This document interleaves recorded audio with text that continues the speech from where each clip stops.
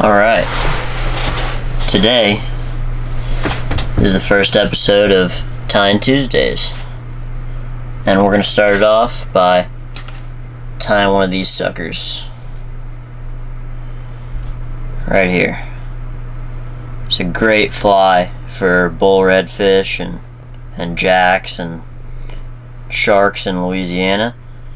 If you hire a guide in Louisiana and you bring this to the table, he will be impressed. He or she will be impressed. Because it'll catch him flat out. So, let's get to it. First, you're starting off with your Gamma B10S stingers.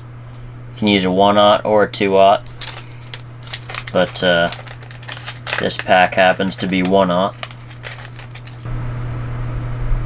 Get our hook in place. I'm using a chartreuse / green thread. If it ain't chartreuse, it ain't no use. I like to leave a little bit of space in between the eyes and the eye of the hook on this fly. So I'm going to start out in the middle, about halfway in between the point of the hook and the barb of the hook, and from there I'm just going to build up a tiny little thread ball.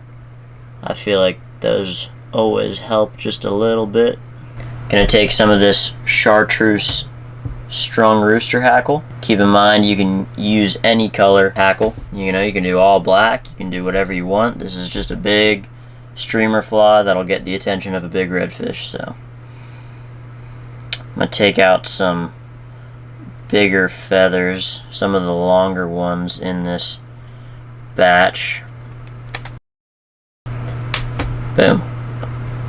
I like to put on 2 feathers at a time. You can put them on facing the opposite way or the same way. I think that putting them on the opposite or the same way, works best. So what I'll do is I'll take 2 feathers and I'll kind of splay them out the same way. Typically with hackle, I know it's nice to take the fluff off and to use just the nice part of the feather, but for this honestly just adds more to the fly, and you need that size. These fish like to be aggressive and eat big flies, so I'm really just tying this in close to the base of the feather, and they're good sized feathers. So if I was to measure it, I would tie it in a hook's length from the end of the feather. That's where I'm going to tie in. I'm going to tie in my first ones on this side of the hook. Go up the shank a little bit, come back. I like kind of trimming it and getting all this stuff out of the way while I'm tying in the rest of the fly. Just kind of helps clear things up. Alright. Get my other feathers, and I'm going to do the same thing. Line these ends up, and I'm going to work it down the shank. I'm going to take my ends, trim them down, clean this up a little bit. Alright, we got our feathers tied in here, as you should be able to see right there. And you want to splay them away from each other. Real quick, I'll take this off. You want to have, these feathers are kind of bent and a little messed up, but you want to have these away from each other so that they move like this. They come in. So you can splay them any way you want and they'll move great and they'll get eaten, but it also makes the fly look a little cleaner. I like taking bigger size foxy brush. In this case I'm going to do black 3-inch.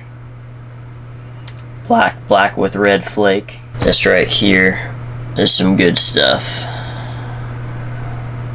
I'm going to tie it in right about here. I'll start. I kind of like to mash this brush back with these fingers and then pull back like this.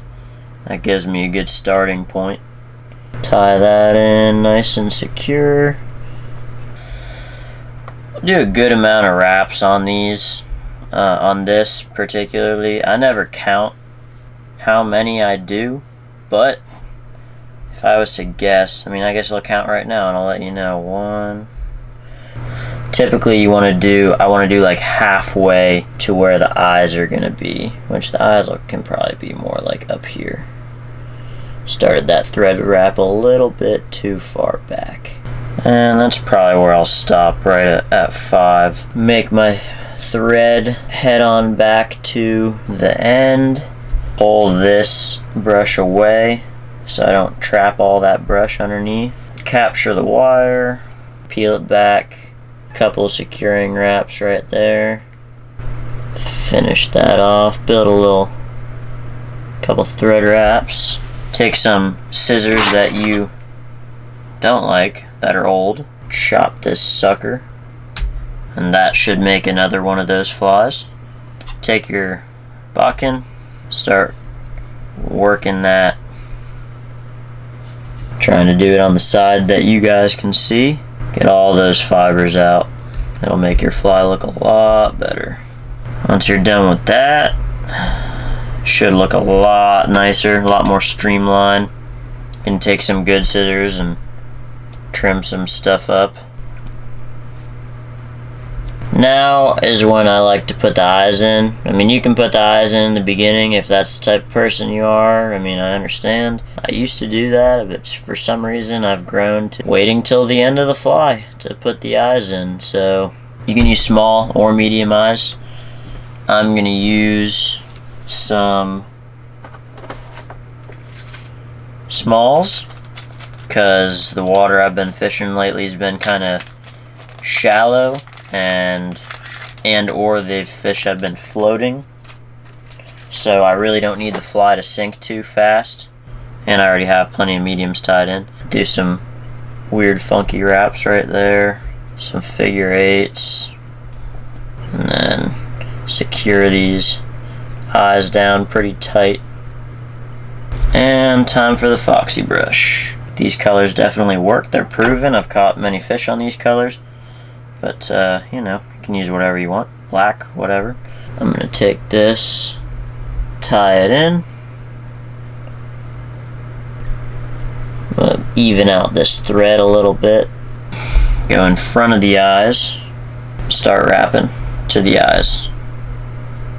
If you hire a guide here in Southeast Louisiana, and I mean, I'm not a full-time guide here. I am, you know, I guide here about 8 months out of the year. However, you know, there are plenty of guys that are here local or that are here that have been doing it a lot longer than me. In no way is this me saying that I'm the best, but I am saying that this fly will get eaten, and I promise you that if you bring this to your guide that you hire here, regardless if it's me or another more experienced guide, which I'm happy to point you in the direction of if you want that. It's just that, you know, this fly gets flat out eaten, man. Period. End of story. I'm going to take this, do the same thing I do.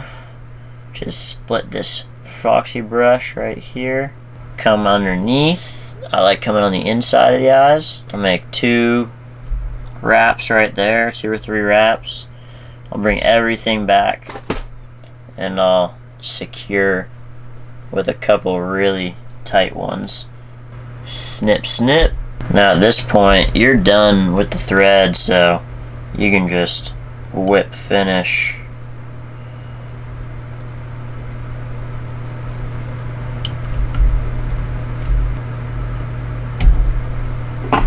Take your bodkin, kind of spread everything out, spread the love, let the fly flare out, and then you come in with the snips.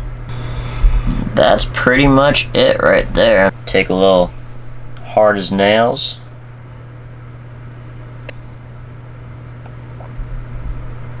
stick that back in there, pick up all the leftover glue. That's a finished fly right there. That'll get her done Monday through Sunday. Flat out will smack them down. Hope you guys enjoyed my first fly tying video. Bring that fly to your guide in Louisiana and they will tell you to tie it on, I promise you. Because 99% of the flies my clients bring me, I don't tie them on. That one will get tied on. If you have any questions about booking a charter, with myself, or like I said earlier in the video, any other experienced guide here in Louisiana. I understand that I'm young, and I understand some of you would like to book a trip with someone who's been doing it longer than me. Feel free to shoot me a comment or a message in my inbox. I'm more than happy to give you more info about myself and my rates and my service, or recommend somebody else. So that's pretty much it. Appreciate you guys watching. Drop a like, comment, sub, and catch you guys on the next one. Peace.